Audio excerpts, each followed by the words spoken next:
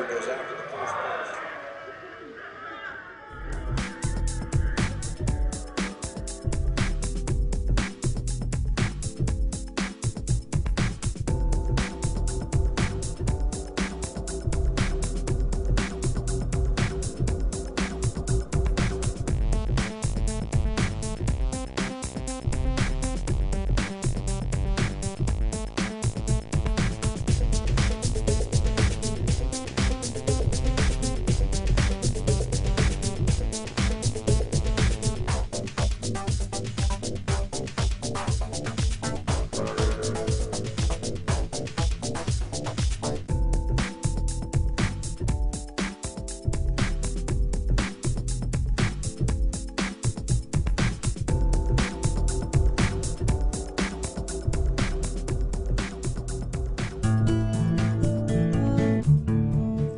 Maybe your first experience of putting money in the bank wasn't quite as heartwarming as this, but odds are, years later, you still refer to the balance showing on your bank account as being your money in the bank.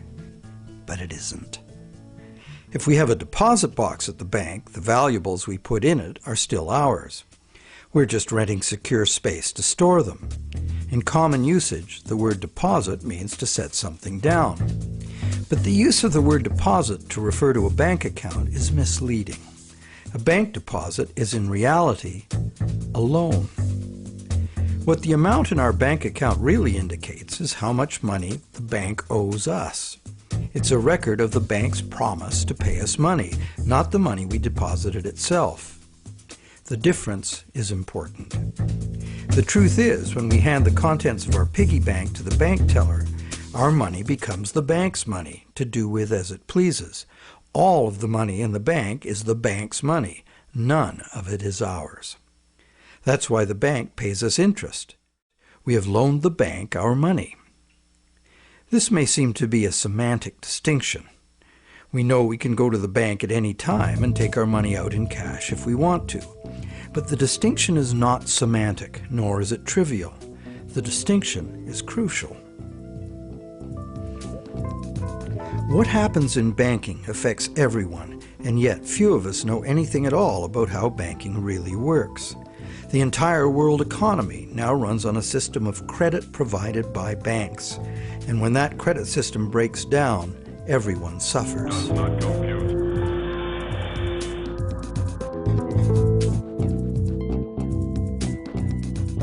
To make things worse, the explanations for these breakdowns offered by the experts never look at the root cause, namely, that other than cash and coins, which make up just 1 to 5% of money in circulation, all the money in existence today was created as the principal of a bank loan, with the banks requiring principal plus interest as so-called repayment. Not only does this make the existence of money entirely dependent on the existence of bank credit, it makes the system as a whole bankrupt by design, as total debits, principal plus interest, exceed total assets from the moment the first loan document is signed. As the global banking system staggers towards worldwide collapse, more and more people are realizing they can no longer ignore the realities behind banking as it is practiced today. Many have lost their homes and jobs due entirely to the unsustainable practices of moneylenders. It's time people understood money and the pressing need to fundamentally change the way it works.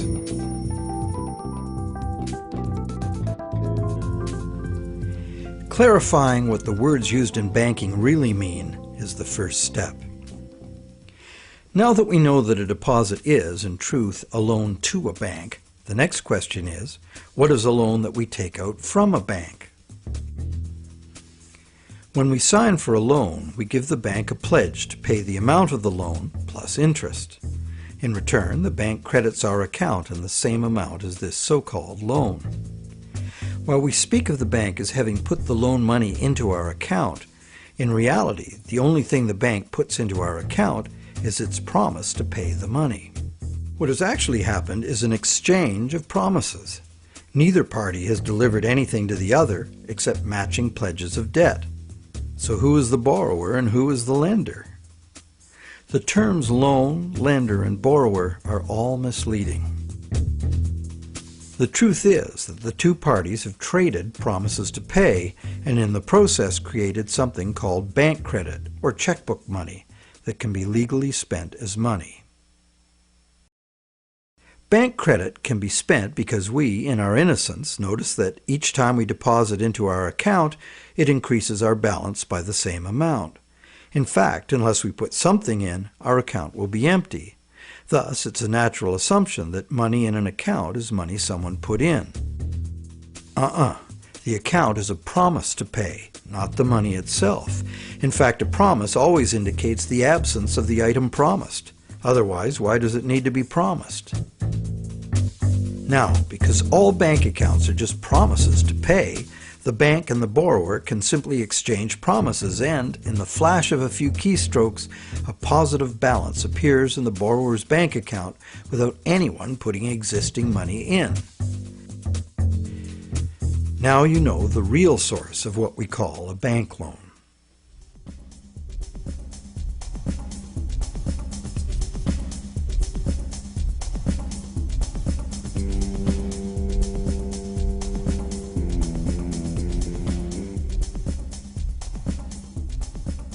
How different would it be if two parties just got together in a basement with a printing press and created new money that way?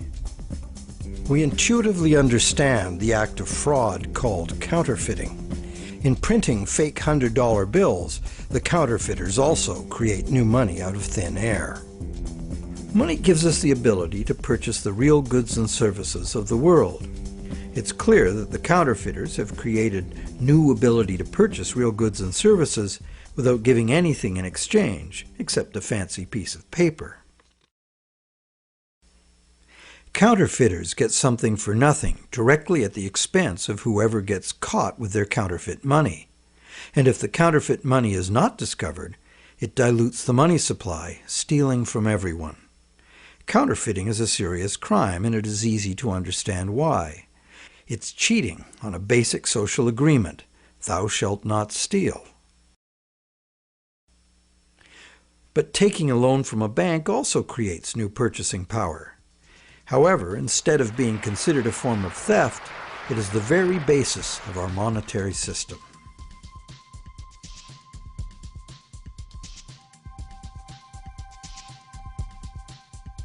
How did one form of creating money out of thin air become a crime and the other become standard business practice and the source of almost all our money?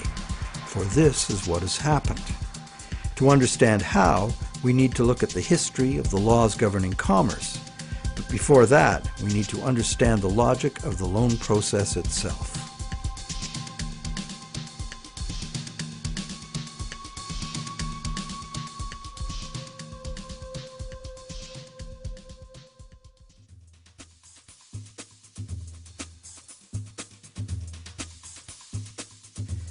The borrower wants to purchase an item, but doesn't have the funds to do so at the present time. However, the borrower does have confidence in having sufficient funds over time to pay both the original price of the item and the interest on a loan. So he goes to a bank to arrange a loan. The borrower is capable of making a credible promise of money in the future, but otherwise at this moment he comes with empty pockets. That's why he needs the loan.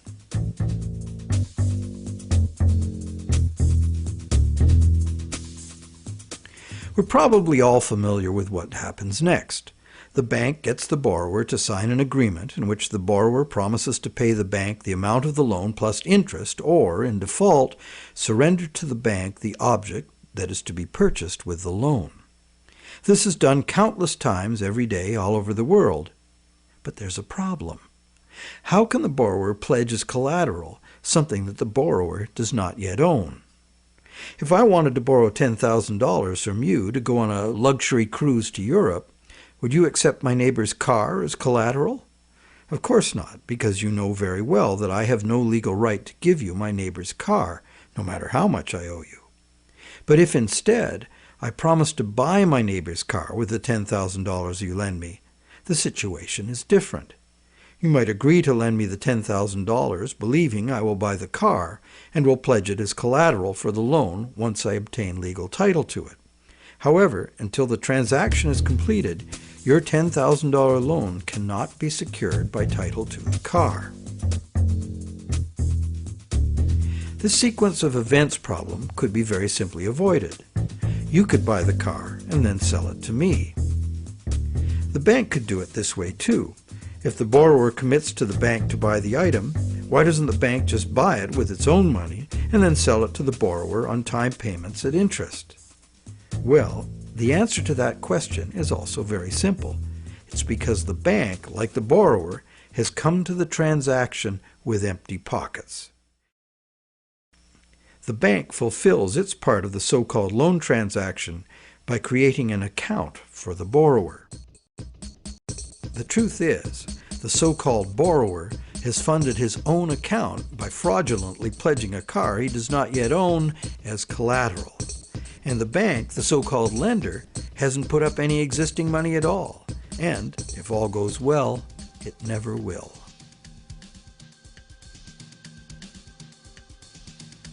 The borrower believes the new numbers in his account now represent his money in the bank. He, like the rest of us, doesn't understand the difference between existing money and a promise of money.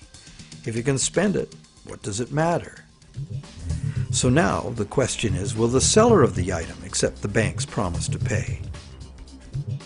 While some people may hold out for cash, most will say yes to a check or an electronic funds transfer from the buyer's bank.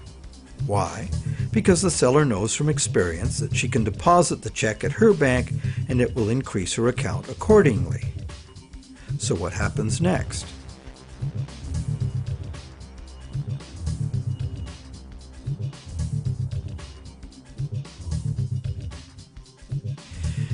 Well, obviously the buyer's bank now owes the seller's bank the amount of the loan.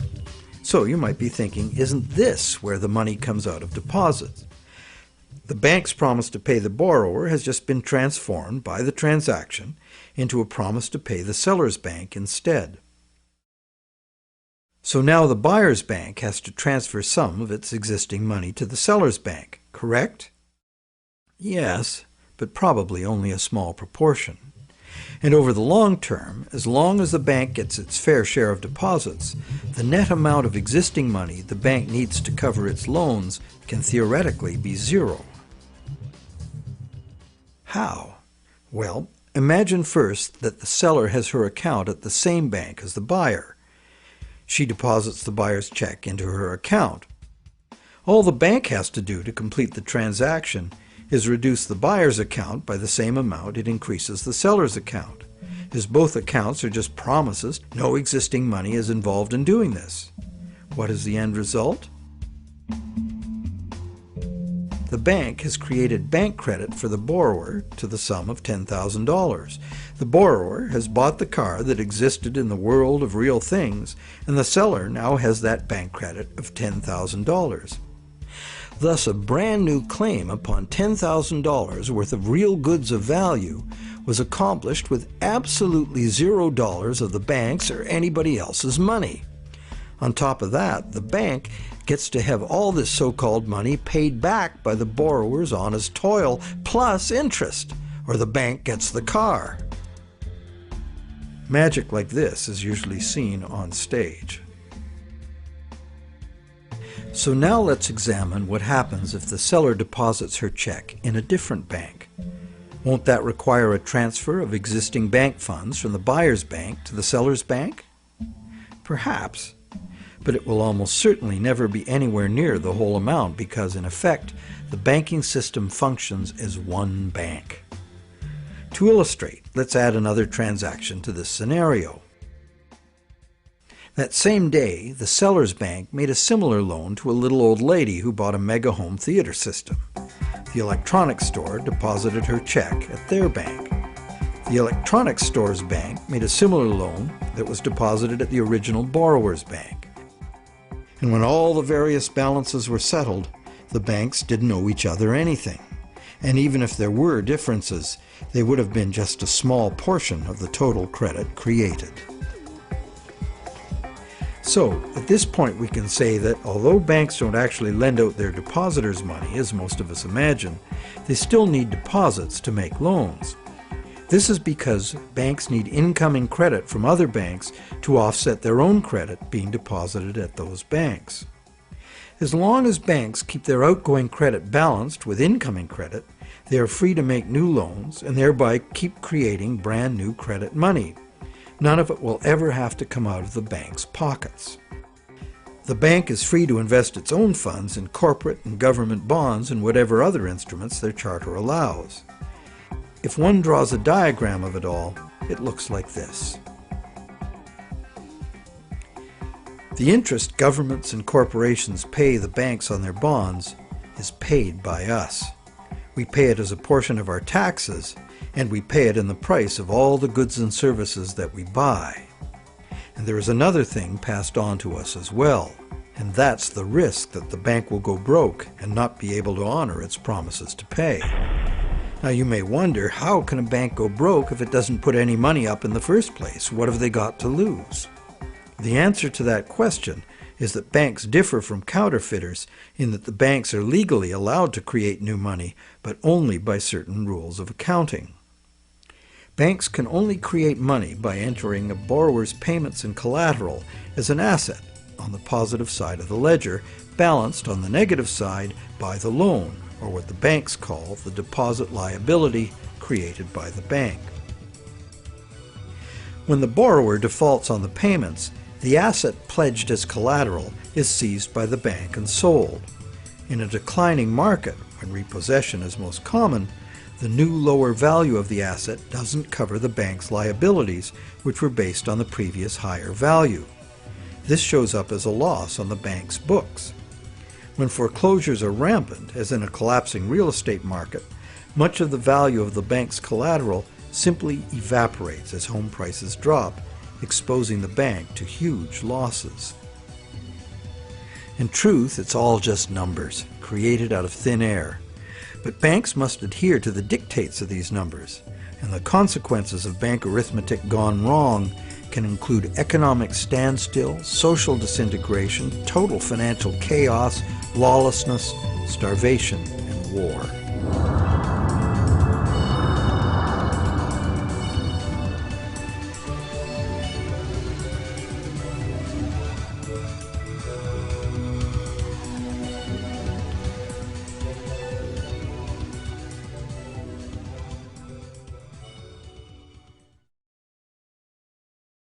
However, for the purposes of understanding the anatomy of a loan, we shall assume that the system is still functional, and all three of the loans we were looking at will get paid.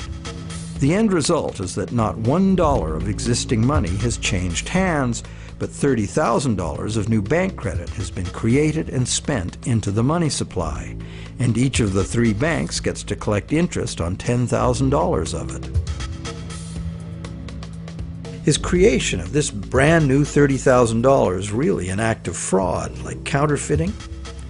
The obvious difference is that the banking system is legal, regulated by government, and disciplined by the courts to follow the rules of accounting. Another difference is that there is no obvious victim, like the person getting caught with a counterfeit bill. Banks argue that the buyer and the seller both got what they wanted and agreed to, so where is the fraud? And if there was a fraud, who lost out? Well, to determine that, let us list who got what out of the deal. The borrower got the item he desired on terms he willingly agreed to. He may curse his decision later as he struggles to make the interest payments, or he may live happily ever after, thankful he got the loan. The seller got an increase in bank credit, which she's been conditioned since childhood to think of as her money in the bank. She's confident that she'll be able to spend it in turn, and she will. So, as far as the seller is concerned, she has been paid in full. She's happy. So who, if anyone, suffered as a result of the deal? Is there another party to this transaction we've overlooked? Well, there's also the bank that gets to collect interest on a promise to pay money. That's the business they are in and usually do very well by. And anyone else? Well, where did the car come from? It came from the world of real things. Natural resources, energy, and labor were expended to produce it. What if we consider the hidden party to be society at large and the natural world from which all things ultimately come? Because the brand new bank credit money didn't just sit there, it got spent into the general circulation in the real world. It's the real world that ultimately gets the new money in exchange for its car. This new money might stimulate new production, temporarily enlarging the economy, making lots of people happy. In fact, it often does, as most bank credit comes into being as a home mortgage, stimulus for the residential construction industry, a big provider of good-paying jobs. However, after its initial productive use, this newly created money will basically just dilute the money supply, reducing money's purchasing power by a very small amount. So, in contrast to counterfeiting, where the loss occurs to a specific victim, here the loss is borne by us all, because the real substance of the loan, the car, was extracted from the economy at large by a slight loss in the value of everyone's money.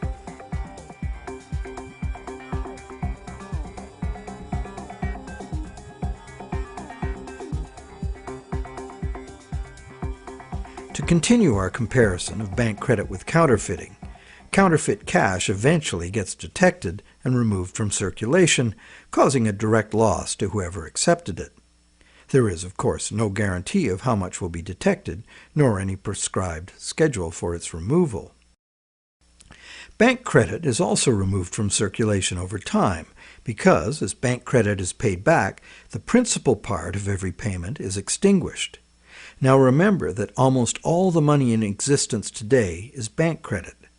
Therefore, almost every dollar that passes through our bank accounts has a scheduled appointment to one day be paid as a principal payment on a bank loan and cease to exist. On top of the principal are the interest payments, which will become bank income, much of which will be recycled into the economy as interest to depositors and other bank expenses. So it's not immediately apparent that there's a loss to someone as a result of bank credit being withdrawn from circulation the way there is with counterfeit cash. But if we look closer, we find an interesting situation. We don't need anything more than fundamental arithmetic to understand the power that lies in controlling the money supply and why, as currently designed, total debt must constantly expand or the system collapses. Whenever the rate of debt money creation falls behind the rate of debt money destruction, the total amount of money in use will shrink. This is called deflation because the money supply is shrinking, like a deflating balloon. The result is less money relative to the goods and services available. With less money around to pay for them, the price of goods and services go down. At first, this sounds like a good thing, and it could be, if money were not created as debt at interest. For anyone not in debt, deflation would be like a general dividend on money, paid in goods and services of our choice. It would be as if money were the people's stock in their own prosperous company, their nation. People wouldn't have to demand a pay raise. If a nation were more productive as a whole, thus deserving of a raise, everyone would benefit automatically by having their money buy more. However, this is definitely not the effect deflation has in a system where money comes in the form of interest-bearing debt. More than 95% of all money currently in existence is in the form of debt to banks, promises to pay with interest added. And as we have seen, the principal is created, but not the interest. Due to the time delay between money's creation and its repayment and the recycling of interest earnings as bank operating expenses, most of us can keep up our payments while the money supply is increasing.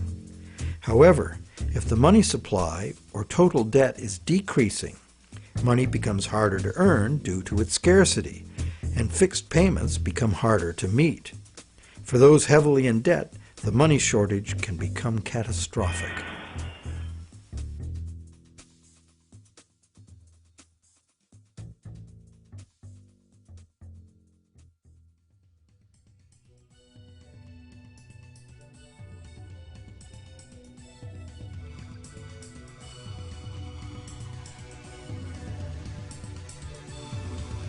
Unfortunately, the psychological effects of falling wages and prices rapidly accelerate the process, as borrowers, including large businesses, lose confidence in being able to repay loans, so that they don't sign up for any. And without new loans to replace old loans, the money shortage rapidly gets worse, resulting in a decrease in jobs and purchasing power, even in the midst of abundant resources and productive capacity. This dismal spiraling math makes mass foreclosures inevitable. Prices plummet as no one wants to spend their money. Shrinking values destroy the value of loan collateral, causing banks to write off huge losses. Some even close their doors. Consumer and business confidence is lost. Rampant economic and social dysfunction follows.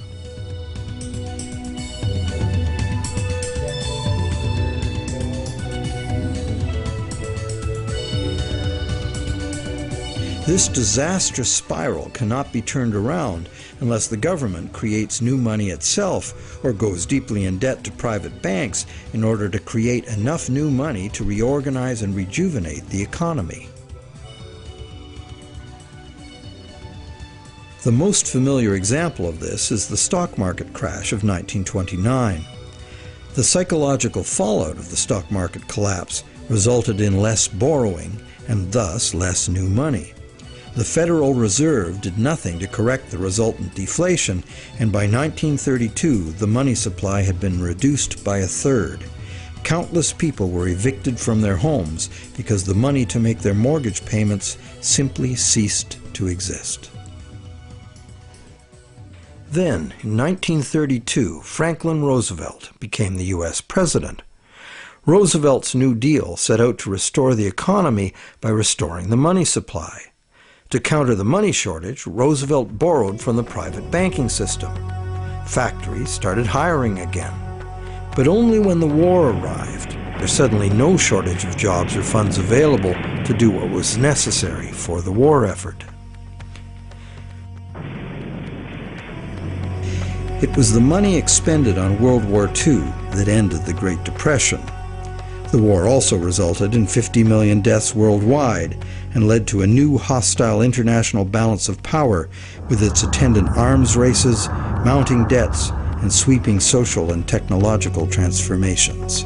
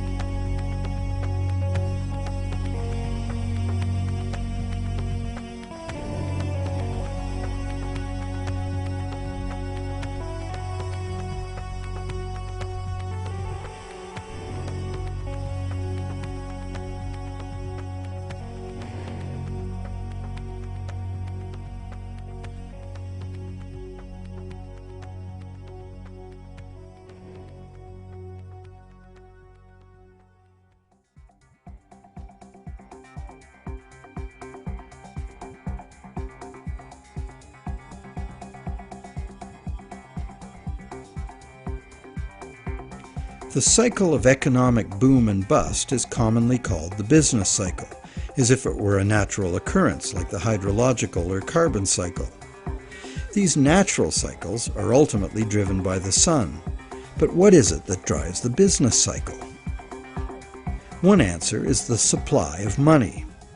And as we have seen, the supply of money is dependent on loans. So let's look at what happens during the lifetime of an individual loan. We've seen how bank credit is nothing more than the bank's promise to pay, which the bank has created on its books to balance the borrower's promise to pay that it has received. The bank's promise to pay is usually spent on some real good or service and allowed to circulate, making the efficient exchange of goods and services easier to accomplish. As a medium of exchange, today's promise to pay money is unsurpassed in its usefulness and flexibility. However, because no money is created to pay the interest, a seemingly impossible situation is created. On the face of it, if borrowers had to pay the interest they owe all at once, they would have to fight it out for a limited sum of existing money that was very much less than the total owed. The percentage that would be unable to pay off their loans would be simple to calculate. However, interest is usually paid over time, not all at once. If this interest income is recycled into the general economy as spending, it can be available to be earned repeatedly. Once we understand this, the question of whether interest is actually unpayable becomes more perplexing. Is there such a thing as a sustainable system of lending that does not produce mathematically inevitable defaults? In the Middle Ages, usury, meaning charging interest or any form of making gains solely from having money, was condemned as a sin. While the justification was moral, the reason was practical. In a fixed money supply like gold, anyone systematically rolling over all of their loan money at interest will soon end up with all the money. This problem was a big factor in the ruin of Rome. Private accumulations of gold forced the government to mint coins made of base metals instead of the real thing. Debased currency led to failing confidence and ultimate decline. The lesson was well learned. For the next 1,000 years, the Roman Catholic Church declared collecting interest on a loan to be a sin punishable by excommunication. In some countries, the penalty for practicing usury was death. Is charging interest really a sin? While today it seems very reasonable to charge for the use of money, there's a simple and unavoidable problem with doing so. Unless moneylenders spend every penny of interest they receive in such a way that the borrowers can earn it again, the borrowers are going to come up short regardless of their hard work and personal virtues. Someone will default simply as a result of the arithmetic. This is easy to picture where there's a fixed money supply like gold coin. As long as all of the coins taken in as interest are spent so that the borrowers can earn them, the same coins can be used to pay the interest over and over. The lender can profit by buying real things with this coin, but the coin itself must be spent, not lent nor removed from circulation. Leaving aside any moral considerations, this arrangement would be sustainable. However, if the interest coins are re-lent at interest or removed from circulation by hoarding, there will be an inherent shortage of coins with which to pay off the aggregate debt.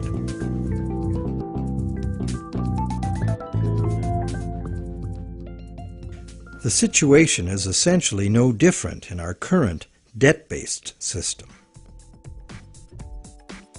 As we have seen, nowadays virtually every dollar comes into existence as debt, with a scheduled appointment to be extinguished as a principal payment on the loan that created it. Thus, for all borrowers to be able to make their payments of principal plus interest, two things must be true. The dollar created as the principal of the loan must be available to be earned by the borrower in order to make the principal payment that extinguishes that dollar. And every dollar the borrower pays to the bank as interest must also be available to be repeatedly earned by the borrower so that it can be paid as interest again and again. There is a common theory, undoubtedly popular with lenders, that because the banks spend their interest earnings as operating expenses, interest to depositors, and shareholders' dividends, there is in fact enough money released back into the community to make all payments. However, like the idea of absolute shortage, this is an oversimplification. Picture what happens if someone else, such as you or I or an institutional non-bank lender, obtains this dollar and then lends it out at interest. Well, now that same dollar is simultaneously owed to two lenders and has two simultaneous interest charges attached to it. In addition, if this dollar is loaned, repaid, and reloaned by the secondary lender, it is not available to pay off the principal of the loan that created it, except as another loan. So, can we borrow from Peter to pay Paul and borrow from Paul to pay Peter? This gets interesting. We can. However, each time money is borrowed, there's an interest charge added that also must be paid. If all added interest charges can be earned, all payments can be made. On this basis, many economists and defenders of the current system claim there can never be a shortage of money and all payments can be made. But this seems to be a false assurance. For instance, if secondary lenders capture some of the money needed to retire the loan that created that money, the original loan can never be retired. The deficiency will have to be borrowed over and over forever, each time at interest. Each deficiency will be cumulative, adding to an ever-building total of debt that can never be paid off. And it stands to reason that for each added interest charge in the system as a whole, something extra is demanded of the system as a whole to pay for it. This affects everyone, producers, governments, and consumers. For producers, that something extra must be raised through higher prices or more sales. However, competition for more sales usually requires lowering prices, necessitating even more sales, and leads to overproduction and saturation of the market. The end result can mean job losses, plant closures, and bankruptcies. For governments, that something extra is raised by increasing taxes. But increasing taxes drains money from the productive economy, resulting in a reduction in the collective ability to pay taxes, which then necessitates increased government borrowing and additional interest charges. For consumers, something extra can mean getting an additional job, or borrowing to pay past debts, or paying off debt over longer periods of time. However, competition for jobs tends to lower wages, and paying over longer periods of time adds enormously to the amount of interest owed. And of course, borrowing to pay off past debts is like trying to fill a hole with more hole. And that is the situation we find ourselves in today. Producers can't sell more because consumers can't afford to buy.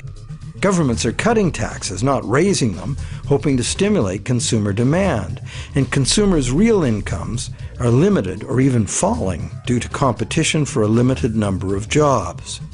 Therefore, any increase in the total amount of interest charges within the monetary system as a whole will result in a genuine shortage of money.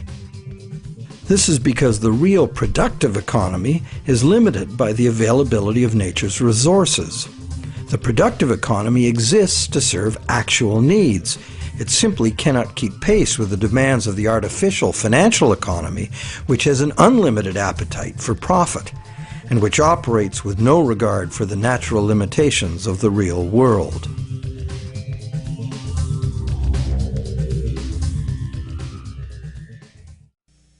The theory that there's always enough money to pay the interest has a certain elegant simplicity. However, by the very nature of the assertion to be true, it has to be 100% true. This is impossible. For one thing, secondary lenders, who are not banks, do comprise a significant proportion of lenders, and they add their interest charges to money that already bears an interest burden. Beyond that, we have a cultural expectation. Everyone who has money expects it to generate more. Money that needs to be spent and made available to be earned by its original borrower is, instead, lent at interest or invested for gain. Therefore, we can conclude that the two conditions that must be true for all borrowers to be able to make their payments of principal plus interest and thus permanently discharge their debt, those conditions are not met by the current system. Nowhere in the current system is there any restriction on relending money that was created as a loan, nor is there any obligation upon banks to make their profits from interest available to be earned by borrowers, enabling them to extinguish their debts. Quite the opposite. Banks invest these profits to make further profits. And it's not just the banks that cause the problem. Anyone who takes their ball of money and starts rolling it like a snowball to make it bigger does so at the expense of borrowers who will not find that money available to pay their debts, except as more debt. And of course, those rolling the biggest snowballs pick up the most snow. As the saying goes, the rich get richer and the poor get poorer. Money needed by borrowers in the lower realms of workaday productive economics moves upstairs to play in the casino world of abstract financial profit, and that's a world where transactions are little more than gambling on numbers in an effort to achieve higher numbers. They have little or nothing to do with providing the necessities of life.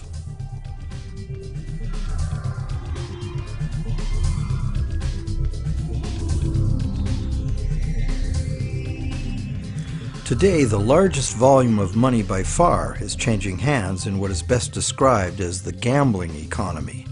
The foreign exchange markets, the derivatives market, and the rest of the financial instruments being played by banks and investment funds for as much profit as possible. For example, the volume of trade on the world's foreign exchange markets in just 1 week exceeds the total volume of world trade in real goods and services during an entire year. This money is in continuous play by speculators looking to make windfall profits on currency fluctuations. It exists, but only in the gambling economy. So how unpayable is the ubiquitous interest burden in actual fact? That could only be determined with certainty by tracking all the money in the world. With over 6 billion people earning, spending, borrowing, and lending, the world's money flows are at least as complex as the flows of the ocean. They are impossible to know. But the direction is pretty clear and simple, and it's the same old story. The rich are taking increasingly more money into the gambling economy, where ordinary borrowers have almost no chance to obtain it. And the only way the system can stay solvent is to create more money. And as money is created as debt, the only way to create more money is to create more debt in every way possible, including ridiculously easy credit for unqualified borrowers, massive government expenditures on security and war, and bailouts of insolvent banks.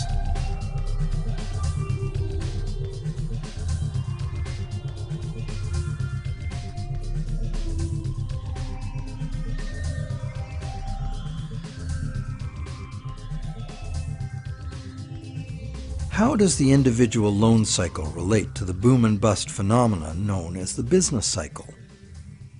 The individual loan cycle can be described like this. First, there is economic stimulation because of initial spending. This is followed by inflation because new money basically just dilutes the money supply. And eventually, inflation is followed by deflation as loan repayments gradually extinguish the principal, removing that money from circulation. As long as the individual loan cycles don't match up, these cycles can smooth each other out. This creates a fairly stable money supply that leads to fairly stable prices, although continuous growth of the money supply is required, at least in part because, as you will recall, the money to cover the interest was never created. This is the model on which our economy is currently based. Avoiding deflationary spirals and keeping inflation at a level that doesn't upset people's apple carts constitutes the art of managing the economy, which is rather narrowly defined as achieving so-called price stability. However, a look at the purchasing power of the US dollar in real goods over the last century instantly reveals what this so-called price stability has really meant. The dollar has clearly lost almost all of its value, 96%, and is continuing to do so at a rapid pace.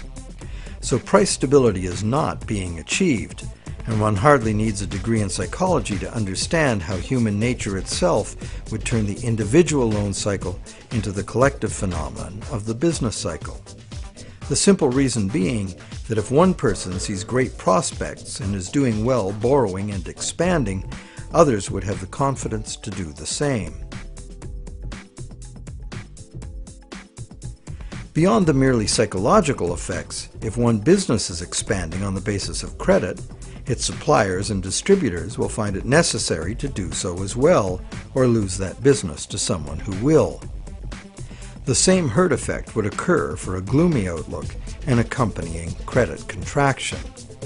Thus, it is entirely predictable that individual loan cycles would have a built-in propensity to line themselves up rather than be randomly distributed. And when they do, we see the larger scale cycle called the business cycle emerging directly from the cumulative effects of individual loan cycles. So, to sum up, one could say that out of the exchange of promises made by the bank and the borrower, society gets chronic inflation and a dependency on banks for increasing infusions of money to pay ultimately impossible interest payments.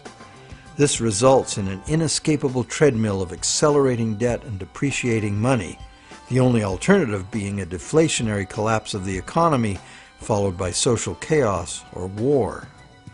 This eminently unhealthy situation filters down through society, wreaking harm on every level. We are like addicts, but the fix is not more and more heroin, it's more and more credit money. And eventually, our collective ability to borrow and repay so much credit becomes exhausted. This then creates the need for constant expansion of credit into new markets, in essence creating a fiscal imperative to drive everyone in the world further and further into debt forever. In the United States, this constant debt expansion has led to a total credit market debt in 2008 of more than $53 trillion, which is about 5 times the total annual income of the entire country. So is the world at large happy about its end of the loan transaction?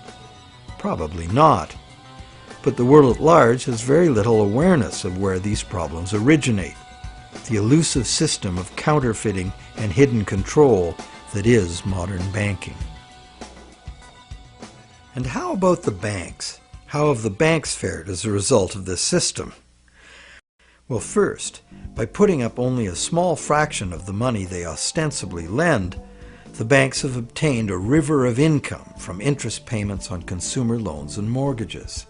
Second, by using their credit powers to acquire large portfolios of corporate and government bonds, banks collectively appropriate control over government and industry. And thirdly, due to the inevitable defaults and foreclosures, the banks gain legal title to a lot of real property the world over. And finally, if the worst happens, if borrowers default en masse, causing the banks large losses, the government is forced to rescue the banks with multi-billion-dollar bailouts to save the financial system. And what are these bailouts financed with? You guessed it, more taxpayer debt. It is really quite an achievement to pull this off, and without most of the victims even being aware of it. If you're now thinking there ought to be a law, well, there is. There's a whole body of law that makes all of this legal. So how did a system like this ever become the law? To answer that, we go back to England in the mid-17th century.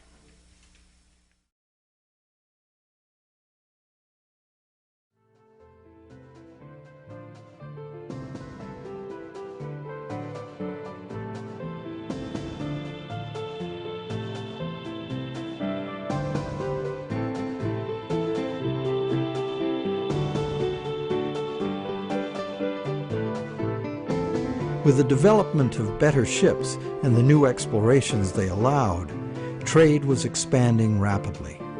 In order to carry out commerce, especially over great distances and lengths of time, written contracts were becoming more and more important and more sophisticated. Under English common law, it had long been established that a contract could only be enforced if something of real substance had changed hands. A transfer of goods or rights in property was the real stuff of the exchange, and that was what the court would evaluate for fairness, not just the words on the document. A contract under which there had been no exchange of consideration, meaning real goods or rights in property, was deemed to be empty and was therefore not enforceable by the court. So, a contract in which a borrower, say, pledged a car he does not own in exchange for a bank's promise of payment would not even qualify as a contract. No common law court would enforce it. As well, in the event of a dispute over a contract, under common law, only someone who had actually provided consideration to the transaction, in other words, only someone who delivered the goods, had the right to sue in court for fulfillment of the contract by the other party. This right was not transferable to a third party.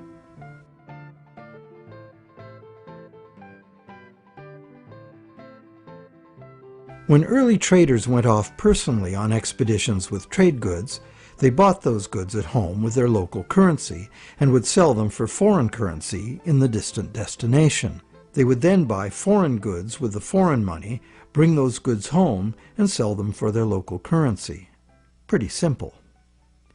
But as trade became more sophisticated, traders became more inclined to stay home and just hire ships to carry out deliveries. This gave traders the freedom to import cargoes of foreign goods from different sources than the destination to which their home goods had been exported. Thus, a problem was created.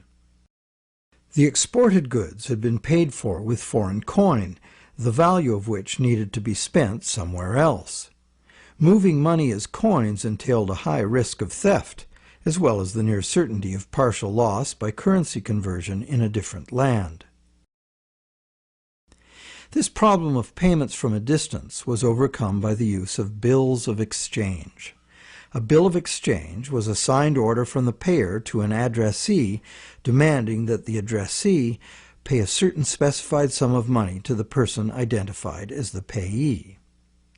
These were secured by signature, and they could not be acted upon in court by anyone other than the original parties.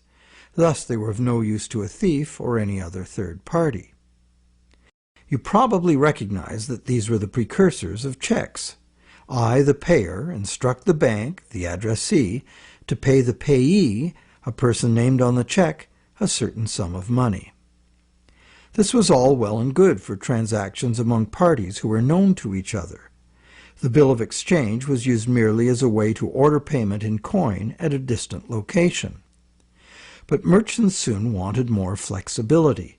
They wanted to be able to use bills of exchange to reconcile payments amongst many merchants in many locations, using bills of exchange like money itself.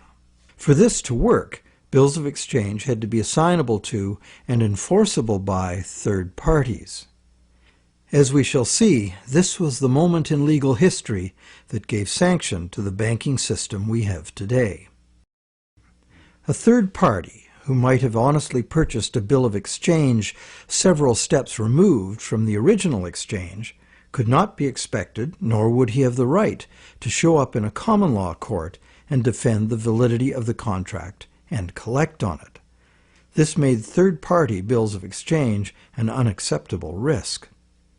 So, in order to be able to use bills of exchange as a convenient and guaranteed third-party payment system, essentially equivalent to money, the common law practice had to be set aside regarding bills of exchange.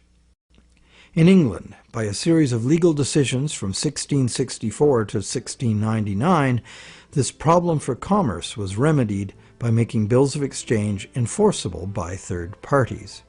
If a third party had purchased a bill for valuable consideration and in good faith, having no apparent reason to suspect fraud or some deficiency in the right of the seller to sell it, then the bill automatically became good and enforceable by the court against the signer.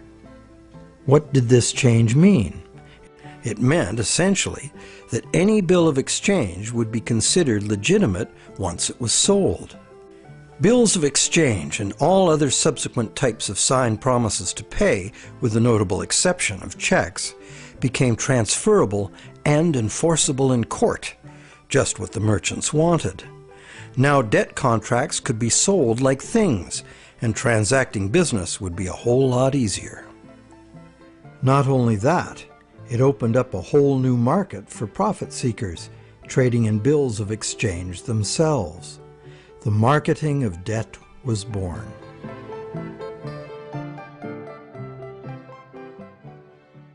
The change in the law had another effect as well. It made it possible to trick or even force a person into signing a legally binding promise to pay, and then, if that promise were purchased by a third party for real consideration and in good faith, it would be enforceable against the signer in court. Ultimately, this became one of the foundational principles of the Uniform Commercial Code, which governs the conduct of business in the United States, and by extension, in most of the world.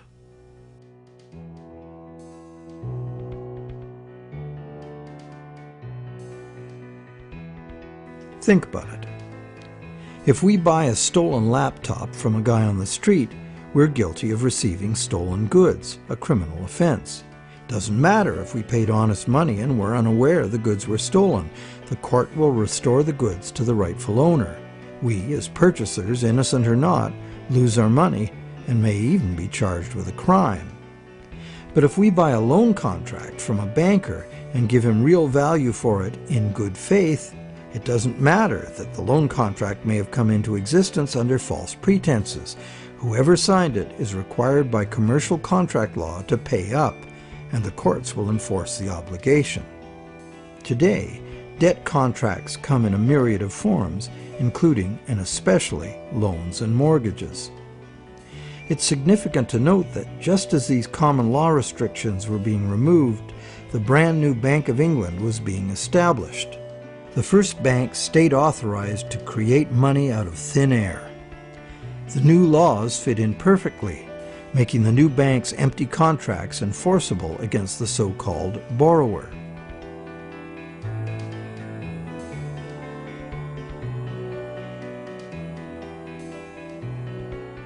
Those who have discovered the true nature of their own bank loans and have attempted to challenge the validity of their debt contracts in modern courts have discovered to their dismay that this commercial contract law is still the bedrock defense of money as debt.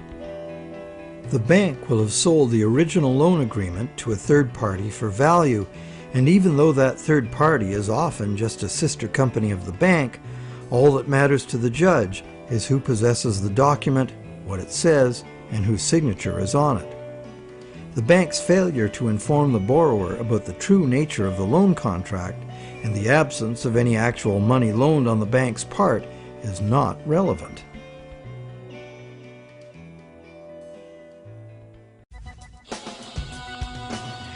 So, to conclude our investigation, it appears that modern banking practice rests on several distinct violations of common law, common sense, and natural justice. The first violation is the fraud the borrower commits by pledging as collateral property the borrower does not yet own. And the bank is complicit, as it knowingly accepts the fraudulent pledge as backing for the credit it creates. The second violation is the failure of the bank to disclose the true nature of the contract.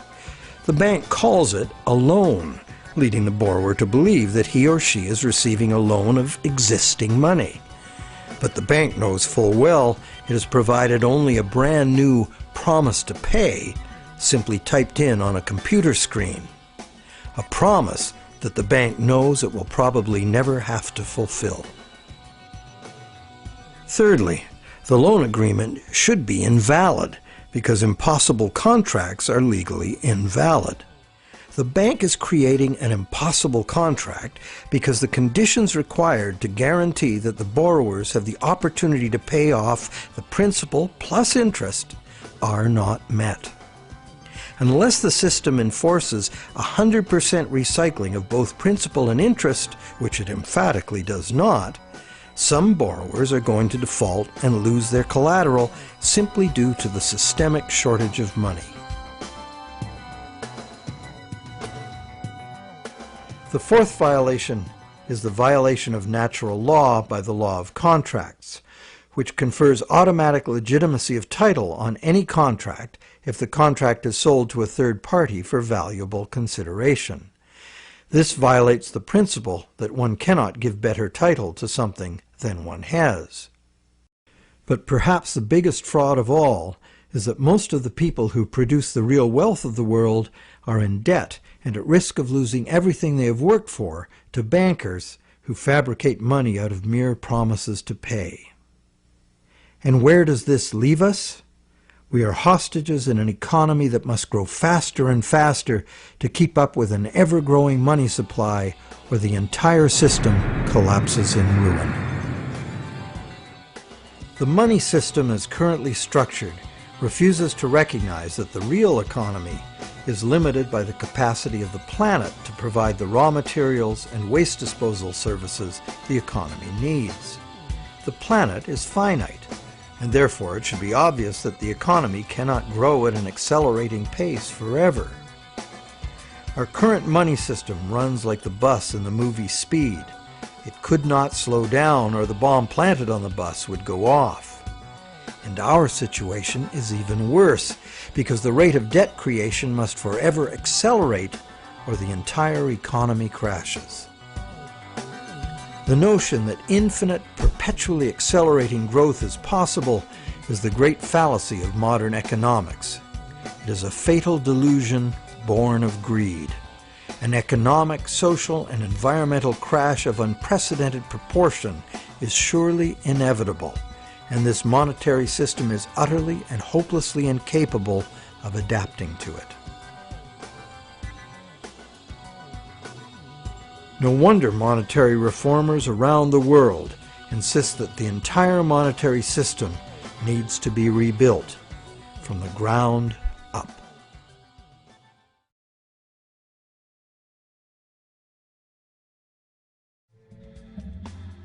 So what is the solution? One idea many people suggest is to return to the days when money was backed by gold. Gold, they argue, is the true money because it's inherently valuable. The underlying principle here is that money should be a commodity that is valuable due to its scarcity, as gold is scarce. As a general rule, those who hold this view of money also believe that money should exist independent of government. Another school of thought, diametrically opposite, is that the creation of money should be the exclusive prerogative of governments.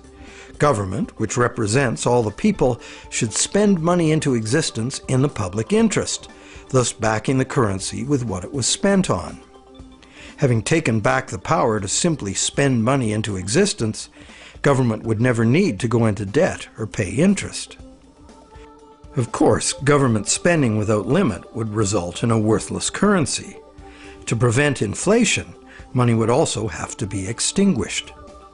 This could be accomplished using a wide variety of taxes, resource royalties, and user fees.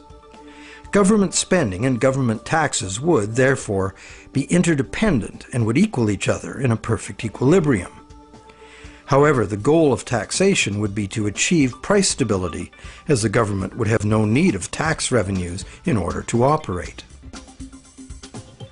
Over the centuries, both the gold-based system and various government credit money systems have been used, with the gold-based system prevailing well into the 20th century. This wasn't because government credit money didn't work.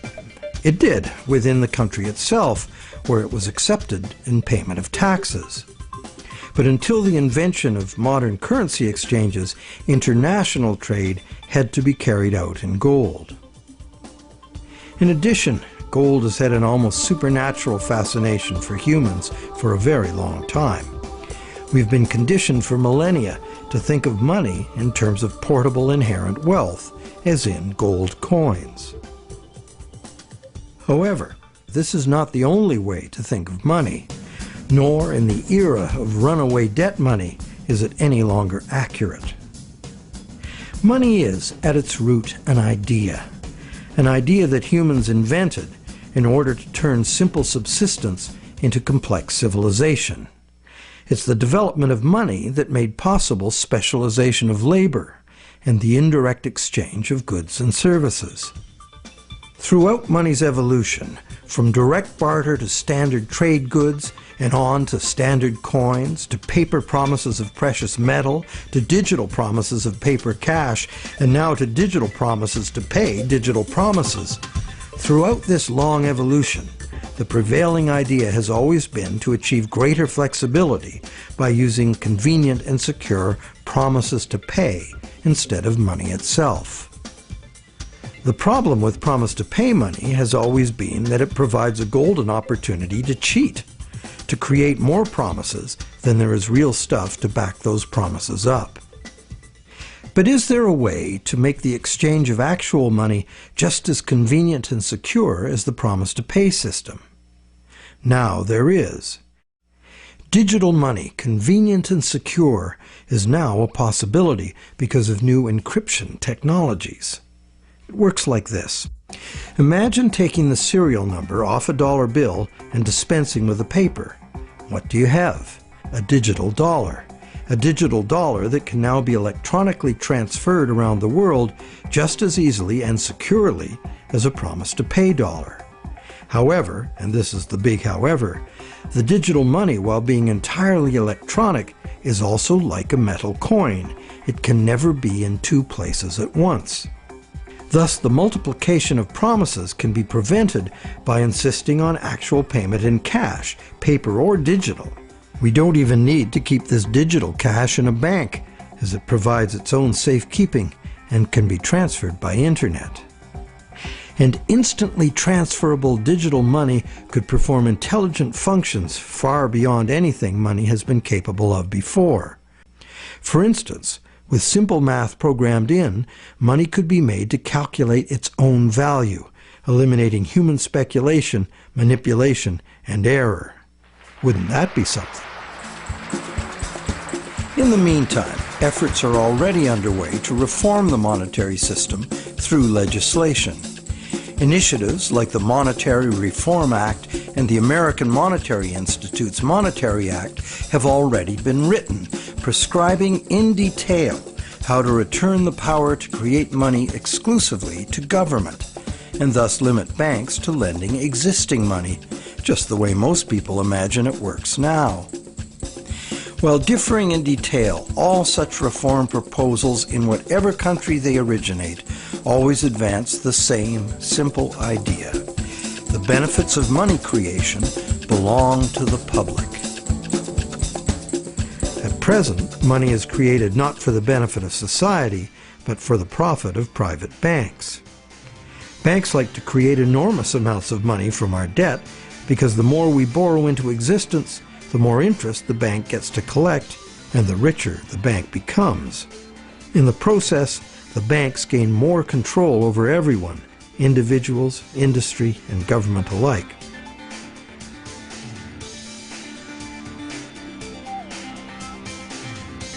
Abundant money too often leads to speculative asset bubbles that make insiders rich. But as we have witnessed, these bubbles inevitably burst under the unbearable weight of ever-increasing interest demands. The losers are many, including governments. Already burdened with huge debt and shrinking revenues, governments are forced to add trillions to that debt in order to rescue the banks that are the cause of the problem.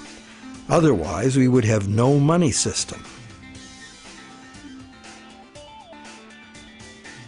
It's an absurd situation, and a tragic one, considering that government could instead create the money itself and spend it interest-free on infrastructure, education, or universal health care. And most of that debt-free money would enter the economy as wages, circulating through all levels of society for everyone's benefit. This kind of abundant money would fund a reinvigorated, productive economy in which the savings of the people could fund honest loans of real existing money. At its root, money is a means by which we exchange real value. Without real value in the world, money is nothing. As we have seen, it's the real world that makes the loan, not the bank. We, the people, in conjunction with the material blessings of the natural world, are the source of all real wealth. Therefore, money creation and its benefits belong to the public, not to private bankers. And what about interest? As we have seen, interest poses an arithmetic problem. And it's a problem that can only be solved in three ways. 1, defaults and foreclosures. 2, perpetual growth of the money supply. Or the preferable and only other solution, 100% recycling of interest as spending. But such full recycling could only be accomplished by nationalizing the banking industry in the public interest. For example, interest earnings from public service banking could be paid to all as a citizen's dividend. Or it could be used to fund government in place of taxes, as was done successfully in colonial Pennsylvania. And that's just one instance of a society that organized its monetary system differently. There have always been alternatives, and there are alternatives now. What the evolution of money really teaches us is that the real measure of money's value is, very simple, its usefulness as money. And there are several different ways to create useful money. For instance, money can simply be an individual's private promise to pay, a pledge of one's own product or service, as in such community currencies as the let system or time dollars. Thousands of these community currencies already exist in circles of trust where members can be counted on to honor the credit they issue for themselves. And such community currencies can be a lifesaver in the event of a catastrophic collapse of the conventional banking system. When money shortages or hyperinflation disrupt trade and bring economic standstill, a working community currency can sustain a local economy. Are such proposals radical? You bet. But there are unprecedented challenges before us. No longer can exponential growth allow us to sustain a monumental debt that must ever increase to prevent the house of cards collapse of the whole system. Increasing wealth disparity, crushing debt, failing banks, and social and environmental catastrophes are what we face unless we radically change course. We must transform our monetary system to one that can adapt to a future we can now clearly foresee. To begin, we must examine monetary system designs that can deal with widespread economic shrinkage without inducing mass foreclosures and bankruptcies. But what can you do right now? Well, right now there are people and organizations around the world that understand the problems and the injustice of today's monetary system, and you can join them in their effort to bring about the fundamental changes we need. It's time to talk to our friends. A financial crisis is the ultimate teachable moment. When bankrupt banks have to be bailed out by the governments the banks were formerly lending to, the contradictions, the fraud, and the fatal flaws of the current system are laid bare for all to see. But the solutions are there to see too if we look. We cannot afford business as usual. Making adjustments to the current system will not save us. The changes we need to make are radical and dedicated to the good of all, not the profit and control of a few. To make these changes, we must leave behind our outmoded assumptions and misplaced faith. We must face the challenge of a complete transformation. Reality calls.